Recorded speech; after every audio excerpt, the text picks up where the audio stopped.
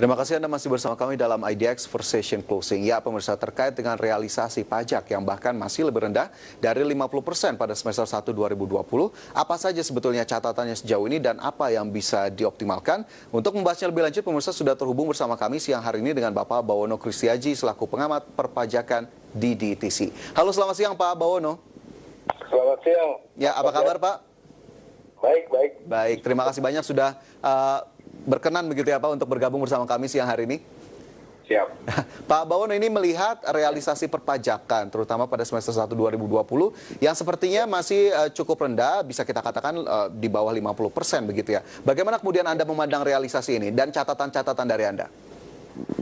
Ya, sebenarnya kalau kita bicara tentang realisasi penerimaan pajak di tahun ini, sudah pasti kita bakal tumbuh negatif gitu ya. Jadi dan ini juga sebenarnya bukan hanya dialami oleh Indonesia, tapi juga dialami oleh berbagai negara.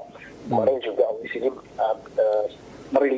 merilis pandangan mereka bahwa secara umum nanti revenue di Asia Pasifik juga semuanya terkontraksi seperti itu. Nah, sebenarnya faktor apa yang menyebabkan? Ya, kita tidak bisa melepaskan dari dinamika ekonomi ya. Jadi tekanan ekonomi akibat COVID-19 ini yang pertama.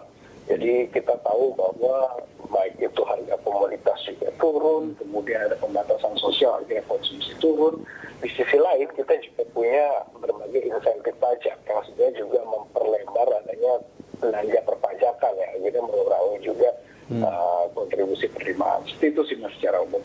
Oke, tapi dari realisasi di semester 1 sudah terlihat belum sih Pak itu dampak dari COVID-19 terutama dari realisasi pajaknya sendiri atau justru masih cukup baik di tengah kondisi saat ini?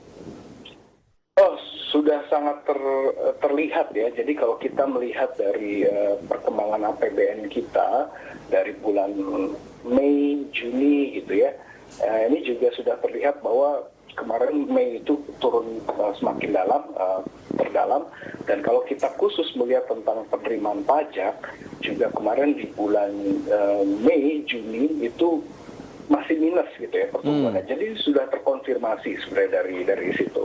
Memang kalau kita bicara tentang ini masih 44%, tapi kan kita juga perlu untuk melihat bahwa di sisi lain ini kan sebenarnya 44% dari Perpres 72 ya. Jadi bagaimana target yang kemudian sudah di-adjust ya.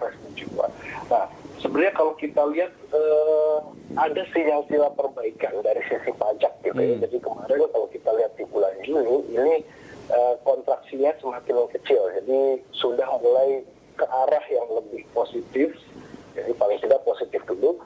Tapi kita masih melihat juga apakah misalnya nanti ada gelombang kedua pandemi yang mudah tidak juga, karena ini akan berpengaruh semuanya. Jadi kita masih melihat karena ini dinamis sekali perkembangannya.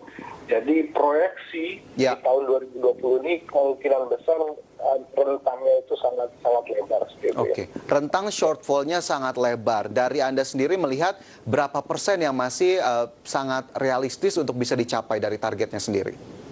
Jadi begini, kalau kita melihat dari Perpres 72, itu kan kemarin sudah dilakukan penyesuaian target penerimaan pajak menjadi 1.198 triliun gitu ya.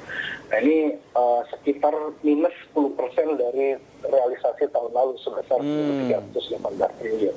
Nah kita di DTC Fiscal Research berdasarkan perkembangan ekonomi per semester 1 kemarin, kita juga memproyeksikan sebenarnya hampir mirip dengan angka yang pemerintah. Jadi minus 10% sampai minus 12% seperti itu ya. Jadi kira-kira akan seperti itu. Oke, kira-kira demikian begitu ya. Jikapun memang akhirnya shortfall kembali terjadi. Tapi di tengah kondisi saat ini, apa kemudian akhirnya yang bisa dioptimalkan, terutama oleh pemerintah untuk menggali mungkin dalam tanda kutip sumber-sumber pajak lain atau justru ruang-ruang mana yang masih sangat mungkin untuk bisa dioptimalkan, Pak Bawono? Oke, sebelumnya kita perlu melihat lah ya, tahun ini memang paradigmanya totally different dari tahun-tahun sebelumnya. Jadi pajak sebagai fungsinya lebih reguler, jadi merelaksasi atau untuk tujuan ekonomi. Jadi bukan di masalah penerimaannya. Nah, ketika kita melihat hal tersebut, tapi bukan berarti kita juga melihat ada effort-effort yang masih dilakukan oleh teman-teman di pemerintahan untuk menjaga atau paling tidak mengamankan penerimaan. Dari sisi penerimaan atau pos rilis pajak yang menurut saya Oke. PPN di Indonesia ini kan sebenarnya kontribusinya sekitar 40%. Oke, cukup besar begitu ya. 40%. Betul. Jadi dan kita memang relatif, nah ini untungnya Indonesia ya. Jadi kita ini negara yang relatif ekonominya berbasis pada konsumsi dalam negeri. Konsumsi dalam negeri. Betul. Jadi selama konsumsi dalam negerinya itu bisa kita jaga, ini menurut saya juga modal besar juga, baik dari sisi ekonomi, paling tidak untuk tidak resesi atau tidak jatuh terlalu dalam, dan juga dari sisi penerimaan pajak yang seperti itu.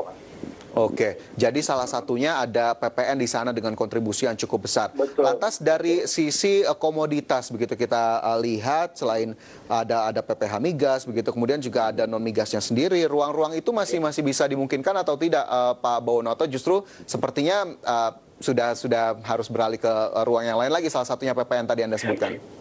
Ya, jadi kalau kita bicara dari sisi PPH ya, jadi ini memang kalau pengalaman kita dari berbagai krisis ya, ini secara empiris gitu, ini memang PPH itu biasanya yang relatif terpukul lah dari krisis seperti itu ya. Jadi memang upaya dan akhirnya itu yang harus diberikan relaksasi begitu ya. Nah ini memang sekarang pemerintah juga banyak ke arah sana relaksasinya seperti itu ya. Jadi memang dilakukan misalkan angsuran PPN 25, terus kemudian PPN pasal 21 ditanggung pemerintah dan segala macam. Tapi yang pasti begini, kalaupun kita juga ingin bergantung pada PPH, mungkin kita juga perlu untuk bagaimana caranya sektor industri pengolahan, industri manufaktur ini jalannya atau recovery-nya cepat. Karena gini, industri manufaktur itu kontribusinya itu lebih dari 20% kepada total penerimaan pajak kita. Jadi kalau semisal kita juga bisa menahan ini, jadi paling tidak ada multiplier effect kepada ekonomi, tapi juga secara penerimaan pajaknya juga baik. Seperti itu. Oke, justru sisi lainnya yang harus dipercepat, terutama pemulihannya begitu ya, agar kemudian nanti impact-nya ke pajak juga cukup baik. Nah ini terakhir Pak Bawono, kemarin juga ramai sekali pemerintah pajak digital begitu akan coba dipungut kembali. Hal itu bisa menjadi salah satu alternatif atau tidak, atau belum di kondisi saat ini? Kalau menurut saya bisa ya. Jadi salah satu industri yang mungkin dapat windfall gain dari pandemi ini memang sebenarnya industri yang mungkin lebih banyak dilakukan secara digital seperti itu. Dan kita bicara tentang platform-platform digital. Nah kemarin ini kan pemerintah juga sudah merilis ketentuan tentang PPN ya, lebih kepada yang untuk barang digital. Menurut saya mengingat Indonesia sebagai negara pasar di mana konsumennya itu banyak dan juga pasti banyak konsumsi juga untuk hal-hal seperti itu. Ini menurut saya potensinya bisa besar. Oke. Jadi dan ini kan baru PPN. Nanti kemudian kita mendukung jika semisalnya ini bisa di-expand begitu ya. PPH-nya juga seperti itu ya. Oke, berarti sangat potensial. Bagaimana kemudian akhirnya kita tunggu nanti langkah pemerintah untuk menggarap potensi demikian begitu ya. Meskipun kita tahu saat ini kondisinya cukup berat, tapi kita harapkan memang masih bisa tidak terlalu jauh begitu ya dari target, dan relaksasi yang diberikan masih juga bisa dirasakan oleh para pelaku usaha terutama. Pak Bawono, terima kasih banyak sudah bergabung bersama kami siang hari ini. Sukses selalu dan jaga kesehatan. Ya, pemirsa IDX Precision Closing akan segera kembali dengan informasi lainnya. Tetaplah bersama kami.